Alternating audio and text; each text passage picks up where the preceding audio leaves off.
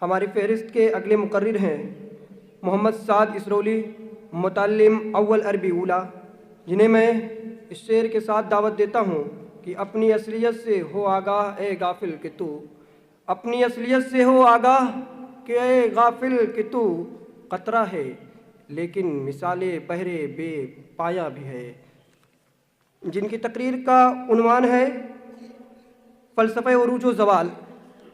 محمد سعد اسرولی stage پر۔ نحمده ونصلی علی رسولہ الکریم، اما بعد۔ جناب صدر، محترم اساتذہ کرام اور معزز ساتھیوں، السلام علیکم ورحمۃ اللہ وبرکاتہ۔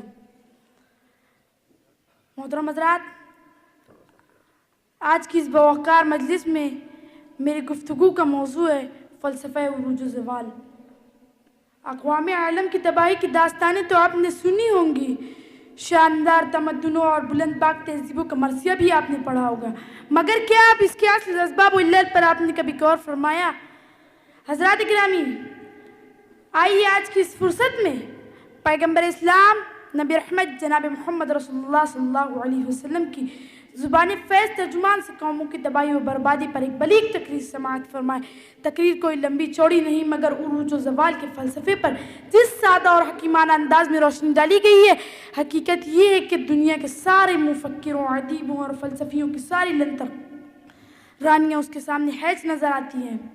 محترم حضرات، اسلام کا عہد ابتدائی ہے کہ چوری کے جرم میں نہایت معزز خاندان کی ایک عورت پکڑی جاتی ہے، کیونکہ اس عورت کا تعلق ایک بڑے خاندان سے ہوتا ہے، اس لیے لوگ اس پر حد سرقہ جاری نہیں کرنا چاہتے۔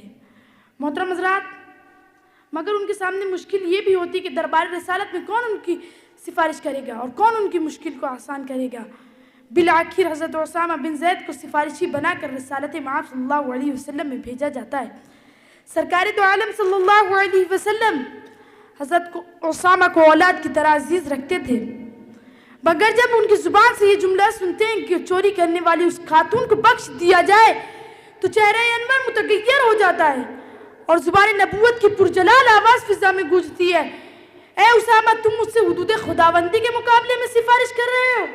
اور حضرت اسامہ کانپ رہے ہوتے ہیں اور نہایت عجز و انکساری کے ساتھ فرماتے ہیں، میرے ماں باپ آپ پر قربان، میرے لیے اللہ سے دعائے مغفرت فرمائے۔ لیکن بات حضرت اسامہ کی نہیں تھی، دور سے چلی تھی، اس لیے آپ صلی اللہ علیہ وسلم ممبر پر تشریف لاتے ہیں اور لوگوں کو خطاب کرتے ہیں، اے لوگوں، تم سے پہلے کی قوم کی ہلاکت کا یہی سبب ہوا کہ وہ نیچے کے طبقے لوگوں پر احکام جاری کرتے، مگر وہ بڑے طبقے لوگوں پر احکام انہیں نظر انداز کر جاتے، انہیں سزا یاب نہ کرتے۔ خدا کی قسم، محمد کی بیٹی فاطمہ بھی چوری کرے تو اس کا ہاتھ کاٹنے میں مجھے ذرا بھی تعامل نہ ہوگا۔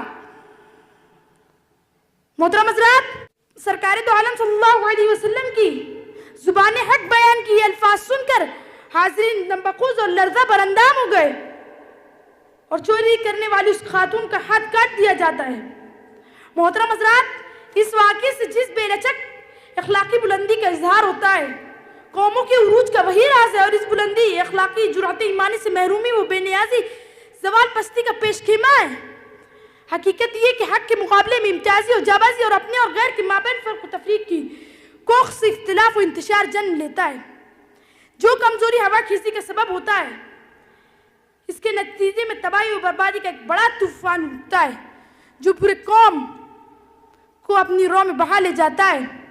اب آخر میں اللہ تعالیٰ سے دعا ہے ان تمام اخلاقی کمیوں اور خامیوں سے نجات دلائے جو ان کے زوال کا سبب تھی۔ وما علینا الا البلاغ۔